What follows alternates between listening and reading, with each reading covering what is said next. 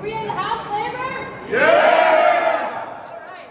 So we're here today to talk about how all workers need a healthy and safe workplace.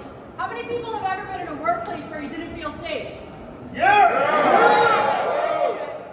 Almost everyone here has their own story of working somewhere where they were exploited, right? And this Worker Safety Week is talking about how can we make workplaces safer, how can we make workplaces healthier, and how can we create dignified jobs for New Yorkers.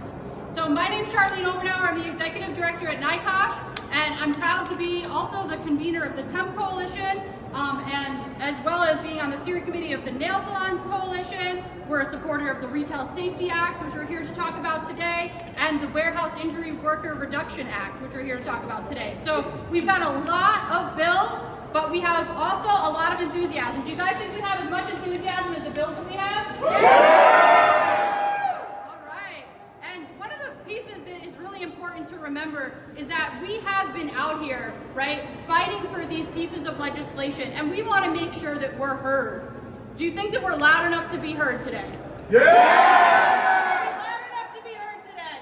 Yeah! All right, so to get us started, we have the Executive Director of Alliance for Greater New York, Theo Moore, and he's going to start us off. Theo.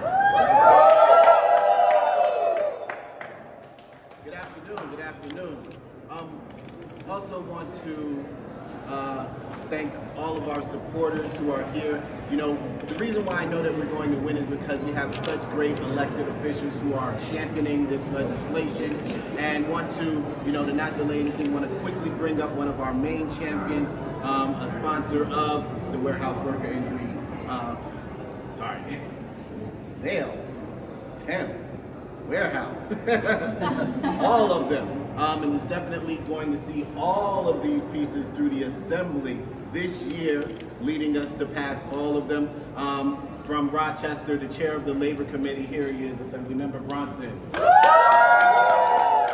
Thank you, Theo. Thank you all for being here. You know, I'm so proud to stand side by side with my union brothers, sisters, and siblings, as well as all workers, to make sure that workers have a safe workplace, a safe work environment. They are able to go to work, able to do their job, and return home without injury or worse yet, without their lives. All workers deserve safety and healthy jobs. But we know here in New York State, not all workers have the opportunity for safe and healthy job sites. We need to change that. You know, there were some things done in the budget regarding retail workers that were punitive and all about law enforcement. We need more than that. Yes. We need procedures put in places in retail shops that will make sure that workers know how to de-escalate situations, know how to protect themselves, and know how to keep safe. And we need to hold. But it's every industry. It's every industry. In the warehouse industry, warehouse workers, we know it's one of the fastest growing industries, I believe the fastest growing industry here in New York State. And we also know it gets the largest number of injured workers. Why? Because employers are not doing their jobs. Employers are not putting safe procedures in place. Employers aren't using mechanisms, equipment that will offer more safety for their workers. Employers are overworking their workers, and they're not showing them how to lift those boxes, lift heavy things, and things of that nature. So what do we need this year? We need to pass the Warehouse Worker Injury Reduction Act. I'm proud to sponsor that, and we know, I think there's Teamsters in the house, are they? Yeah! We know that you're supporting it as well, and we need to make that happen. Then we have another bill, we call it the TEMP bill, the Temperature Extreme Mitigation Program. With climate change, we're seeing increased levels of temperature on the high end, and we're also seeing really low temperatures on the low end. We are seeing workers who are being forced to work in those conditions. Agriculture industry, construction industry, landscaping, delivery, and food service. They need protection from high temperatures and low temperatures. I think I saw a sign back there that says, "It's getting hot in here." Is that the sign? I will say something a little bit more. It's getting too damn hot in here. So let's require the employers to put together workplace standards that will protect workers from those elements. Let's make sure that workers have access to hydration. Let's make sure that if they're in really hot temperatures or really cold temperatures, they get relief from those temperatures and can take sufficient breaks. Let's make sure that vehicles have heating elements in them and air conditioning, so on deliveries that workers can still stay safe. Let's put a plan in action, and let's make sure under law, employers have to put that plan in action. Another bill I'm very proud to sponsor is the Nail Salon Minimum Standards Council Act. This is a unique approach from the standpoint that we're saying, as a state policy, let's bring nail salon workers together with nail salon owners. Have them work together to develop safety standards. Make sure that we're addressing the toxic chemicals that nail salon workers are exposed to far too often, that we're doing it as safely as possible. Let's make sure that we have minimum standards as far as wage standards and things of that nature. But let's have the industry develop a proposal and recommend it to the legislature and the Department of Labor and get those put in place. Let's make sure that the workers work with the employers and create a safe place for nail salon workers to work.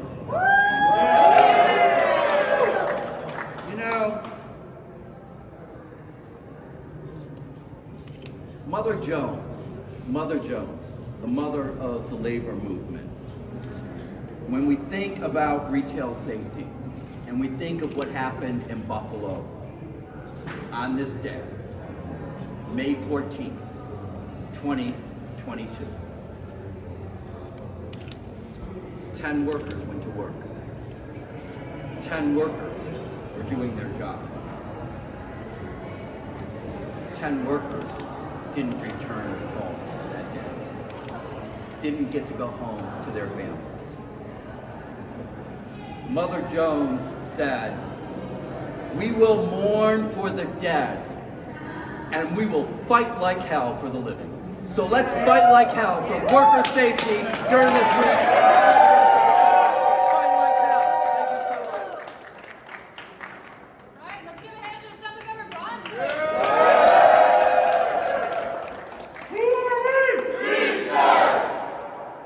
All right, so today we have the pleasure of hearing from workers themselves about their experiences on the job, of hearing why we're here, right? At the forefront of this movement, it's not me, it's not Theo, it's not all of our organizations, it is the workers themselves. The workers themselves are leading this movement for safe and healthy jobs, and you're gonna hear from one such worker today who knows what it's like to work outside in cold temperatures, who knows what it's like to work outside in the heat, and who knows most of all that we need legislation to protect workers now. Gerardo Gomez is going to come up to give us a few words.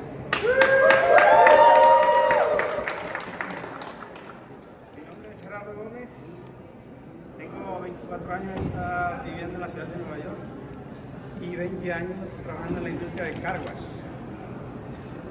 He lavado autos por más de ese tiempo y desde el 2012 estoy integrado al sindicato de RWDSU, que representa esta industria. Actualmente trabaja en Wahi Car Wash por en el 4208-80 Queens, Elmhurst, New York. Mi trabajo es lavar autos, específicamente secarlos una vez que salen del túnel del lavado. Este trabajo se realiza al aire libre, por lo que muchos trabajadores como yo estamos expuestos a las altas temperaturas y durante todo el año. Verano trabajo bajo un calor excesivo que en muchas ocasiones supera los 90 grados Fahrenheit. Desafortunadamente no tenemos derechos a reposo por el agotamiento del calor. A pesar de todas las altas temperaturas, la compañía nos provee sombreros contra el sol. El negocio cuenta con una fuente de agua, pero en los últimos 2 veranos así que no nos provisiona de agua. Tenemos que comprar a veces 2 o 3 botellas de agua para solventar la sed. Los clientes a veces se dan cuenta y nos regalan o nos donan una agua para que mitiguemos el calor. El dueño o el administrador se rehúsa a hidratarnos en estas altas temperaturas.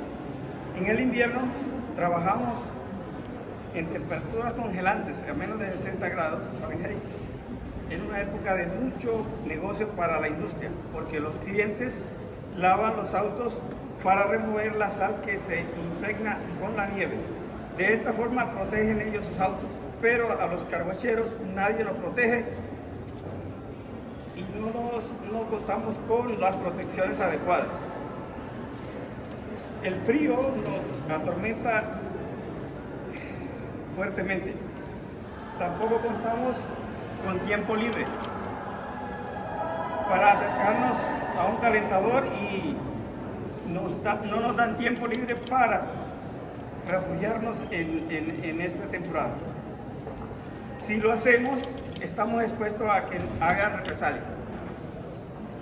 Necesitamos que por favor estos dueños de esta industria nos colaboren a estos trabajadores que estamos expuestos al aire libre.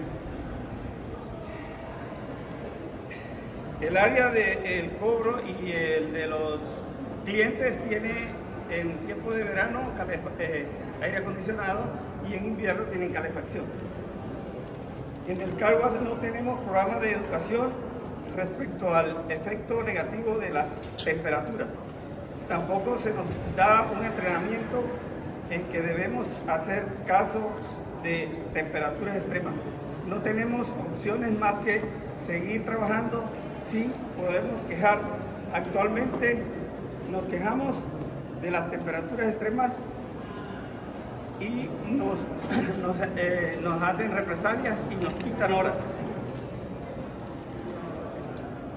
Estoy aquí para pedir que pase la ley Tempo Act, porque es inhumano trabajar bajo condiciones extremas de temperatura.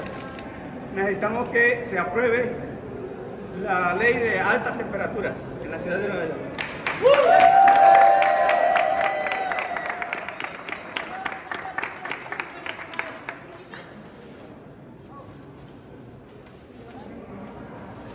Okay, while we figure that out, I want to introduce the sponsor of the many bills that we have today, actually, the lead sponsor in the Senate, who is going to first translate. All right, Senator Jessica Ramos.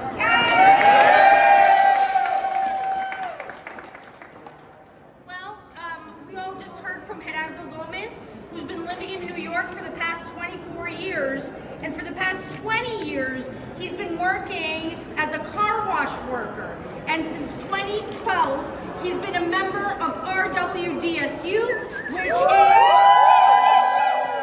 is the union that represents this industry. And he currently works in Elmhurst, in my district. He's been working washing cars and specifically is in charge of drying them as soon as they come out of the wash tunnel. So he is outside for all of the work that he performs, and it is concerning both in the winter when there are freezing temperatures. I would imagine, especially if there is any snowfall, they might slip on any black ice. And then if it's hot, well, they're not necessarily given access to water and shade. And that's why Gerardo and his colleagues are here today to advocate for the Temp Act. And we're so happy that Gerardo and everybody else is here.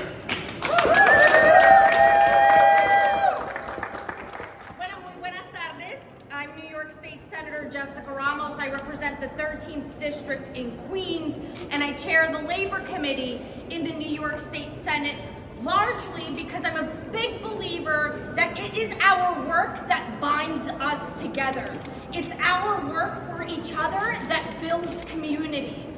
And today we are joined by warehouse workers, nail salon workers, carwacheros like Gerardo, retail workers, farm workers, and so many more who are here urging us as the legislature to do the right thing and protect them from so many challenges that they see on their job site every day.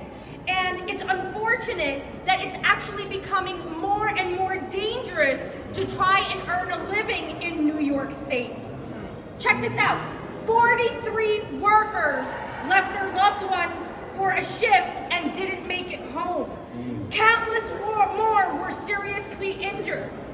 And we've been trucking along this year in order to get our priority bills passed. This includes the Warehouse Injury Reduction Act, TEMP, which Gerardo talked about, the Nail Salon Minimum Standards Council, and the Retail Worker Safety Act, which made it out of committee actually just earlier this week. You know, I am so proud to be standing here with my counterpart in the Assembly, because I know, just like Assemblyman Bronson, I also believe that our duty is to these workers, so that they can make it home, so that they can provide for their families, so that they can continue to thrive towards their goals of entering and staying in the middle class. I say time and time again that we are at a make or break point in our economy in New York State. And we as a legislative body have a very important decision to make on whether we're going to tilt the scales towards the workers, or we're going to continue to allow for the scales to be tilted towards the bosses. And I say no to that. I say yes to protections for the workers. I say yes to the workers having a voice on the job, having an even keel at the bargaining table with their employers, so that they can get the wages and the protections that they need, that should already be codified in the law. But we know that sometimes the law is a little slow to turn to keep up with emerging technology, with climate change, with whatever latest union busting strategy these multinational corporations bring to our state. Well, this is the front line of attack against them for the middle class. We are the unions, and we are the workers who are going to ensure that there will still be a middle class for our children, and who will make sure that our law includes those protections so that every single person makes it home to their family at night. Thank you.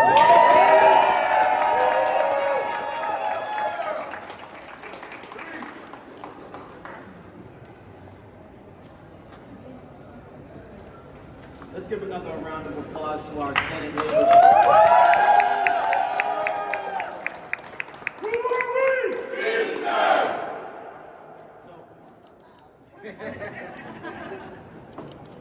Obviously, we want to be highlighting so many industries and sectors, but one of the areas where we've been seeing so many injuries and so many workers, risk their lives and livelihood is in warehouses across the state. 1 in 11 New York warehouse workers are injured every year in their job. And New York's warehouse, we would think that it's along the line of warehouses across the state, but no. The injury rate in New York is 54% higher than the national average. Shame. Want to bring up a warehouse worker from Amazon in the Bronx specifically to talk about the issues that they deal with on a daily basis. Elvis Gallardo. Good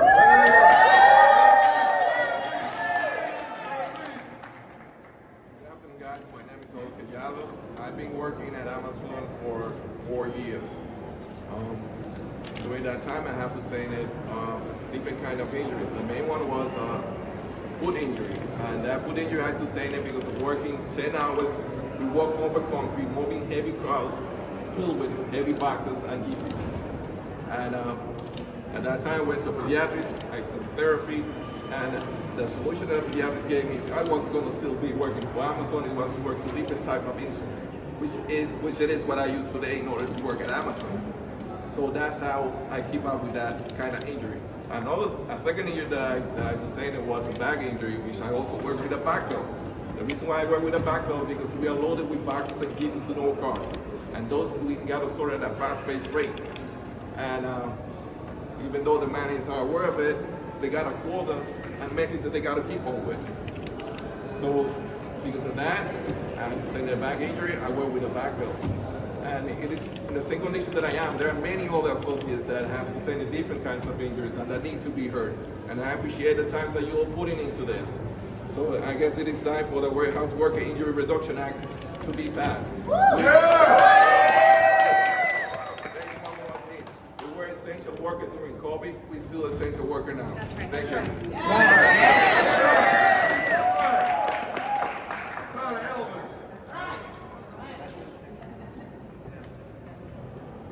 The Warehouse Injury Worker Reduction Act is so critical to the workers who are here today, but they're critical for all workers in New York State. So thank you so much for your comments. Thank you so much for being here.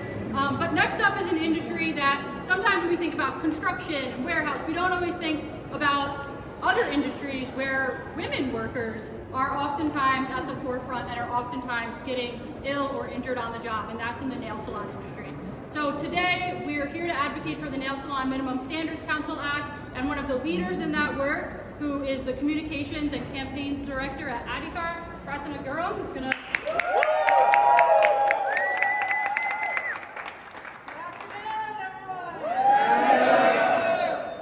Good afternoon, everyone. I'm honored to be here alongside these brave and powerful worker leaders who have shared their stories. I know that it's not an easy thing to come here and to share, but that is what we're gonna need to do to pass these bills, is it not? Safety, we know, is essential for every single worker, no matter what age, gender, background, nationality, ethnicity, race. And it's beautiful to see here everyone coming together in different languages and backgrounds. Today I'm not here by myself. I'm not a worker, but who I bring with me are 3,000 nail salon workers. The stories that they represent, the New York Healthy Nail Salon Coalition, groups like my organization, Adhikar, groups like NICRASH, groups like Mekong NYC, women whose names are Kalpana, Goma, Maria, Angelica. These are women who I've gotten to know very, very well over the last 10 years, and they are the voices of whom I carry today. Why are they not here with me today? They're not here because they're working day in and day out, 7, 8, 9, even 12 hours, full weeks. They're toiling under toxic chemicals, exposing to chemical fumes. If you've ever heard some of these chemicals, toluene, formaldehyde, these are chemicals that they're very aware of. They're working under these chemicals day in and day out. Workers like Angelica and Sweta, they couldn't be here today because they're doing the backbreaking work of making their customers feel and look beautiful, right? But they're underpaid, they're undervalued, and they're unprotected. A recent report that we released surveying more than 300 immigrant women of color working in nail salons showed the devastating reproductive health impacts of working in nail salons. For example, 1 in 5 women experience pregnancy complications. The number of women who reported children born with birth defects was nearly 3 times the national average. And nearly 20% reported reproductive health issues like fertility problems or illnesses like endometriosis. For those of us familiar with the plight of women of color in this country, this is not an easy thing to talk about, and nor is this a story that we're unfamiliar with. The war on women and the worker safety crisis must end now. None of us are safe until all and each and every single one of our workers are safe. With low wages, toxic chemicals filled with working conditions, and little work security, the nail salon industry sits on a crumbling foundation. But workers have a solution. They have ideas on how to build the foundation so that they can make the beauty industry beautiful. And that's why we're advocating for the Nail Salon Minimum Standards Council Act, which is co-sponsored and championed by Senator Ramos and Assemblymember Bronson. And what we're proposing is we want to bring together workers to the table, to the decision-making table, because they have the solutions themselves. We want to bring workers, the state, small business owners to recommend standards to raise the quality of work and industry for all. Who better to recommend how the nail salon industry will become better other than workers themselves? The bill also proposes the creation of an economic committee to propose a fair minimum pricing standard for nail services, which would ensure a level playing field for all small businesses and employers, and empower employers to do right by their workers for their safety. It is time for us to end this worker safety crisis. The New York Assembly and Senate leadership must pass the Nail Salon Minimum Standards Council Act, in addition to all the other bills that we're proposing here today and pushing here today, and workers cannot wait any longer. We urge you all to support us and to pass these bills across the finish line. We owe it to all of them, all of our workers who make it so that we can be here today. Thank you all for your time, and let's get these bills passed.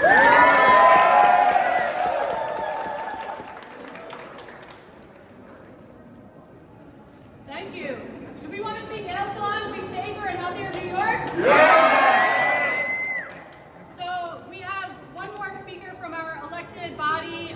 We recognize our labor chairs, but we also want to recognize Assemblymember Caritas Reyes, who not only is a powerful advocate for labor issues, but was in the field for many years as an essential worker, as a nurse, and she's one of our champions. Thank you so much.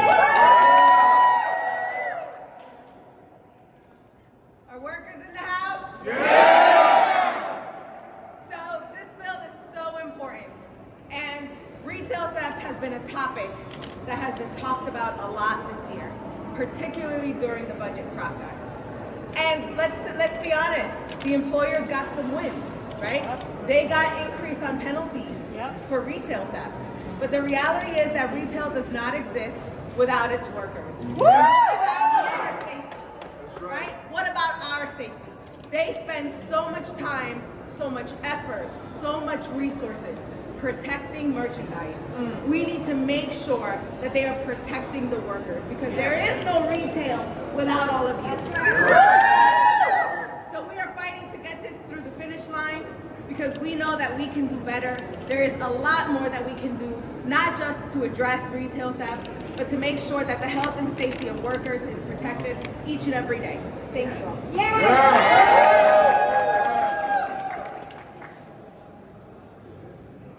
That's right. So we are in support of retail worker safety, but we don't need to do it in a reactionary way, in a punitive way that further, supports the prison industrial complex.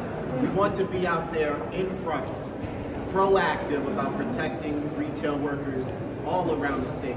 Obviously, this is 2 years since the terrible tragedy in Buffalo. But what we're here to say is that for all workers across the state, individuals should not have to risk their lives to make a living.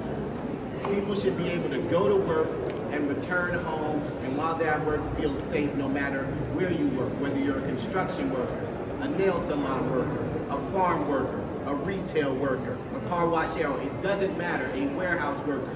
You should be able to return home to your family safe.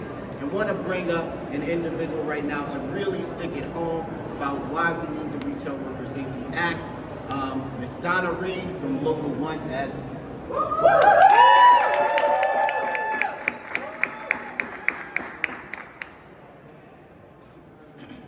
Good afternoon. My name is Donna Reed, and I work at Macy's Herald Square. I am a retail worker in one of New York City's high-end department stores, where I've worked in sales and other areas for over 26 years. Today, I am joining retail workers to call on our legislators to pass the Retail Worker Safety Act to protect my co-workers and I from violence and harassment in retail. Violence in the workplace against retail workers is very commonplace.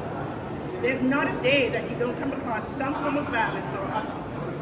Here are some excerpts from the stories my co-workers shared in a recent survey of RWDS members throughout New York City. These stories highlight the constant danger we are in and how little is done by management to keep us safe. For example, while I was working in my assigned area, I was attacked by an individual There was no security on the floor. I called store security 2 times and no one came. I was injured. The 7th floor is not safe at all. We have these people stealing and creating altercations all the time. We're being baited and intimidated. All of us are scared that if we retaliate, we'll lose our jobs. I was violently kicked and sworn at by a customer on my way to assist a colleague in my department. A customer threw rubbing alcohol at me. A customer threatened to stab me. There was an encounter when I first started working where a team kept following me throughout the store and came behind the register and rubbed himself against me. The video for active shooter is provided during compliance every year. Physical violence harassment isn't in the video. Regarding physical violence, we're told to call security and walk away. Nothing is said about what to do if a customer follows you and attacks you. I believe in self-defense, but that can result in my termination. The question assaulting often have is, do I allow the customer to assault me and try to get away, or can I retaliate to keep them from harming me more? Customers have called me names like fat and imbecile, among other things, and it feels pointless to even report it when you know managers and the company would back the customers more than the employees. Some of these experiences are so bad we're afraid for a long time after. There's no follow-up on reports, no training on how to manage situations like these. We're often working by ourselves at risk of being attacked. Security is there to deter theft and not to protect us. This is why we need the Retail Worker Safety Act, and we need it now.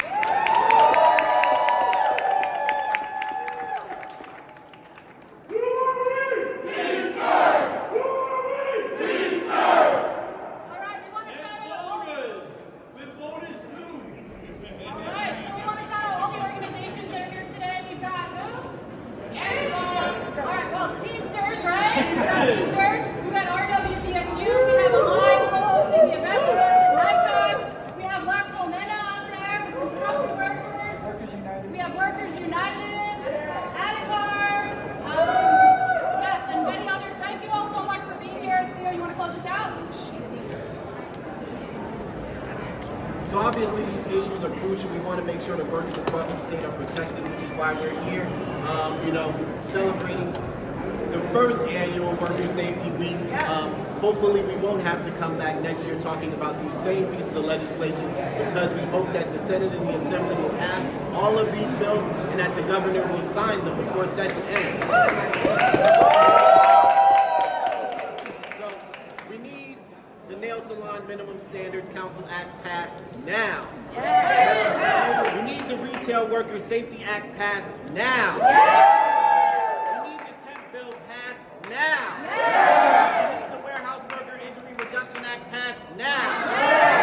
We need to protect our workers. Thank you. Thank you very much. Questions? Oh. Or people just want to see me like. Yeah, we can do a photo. Yes, we can take some. All right, we're going to do a photo. People, I'll help you sign. Hold your sign.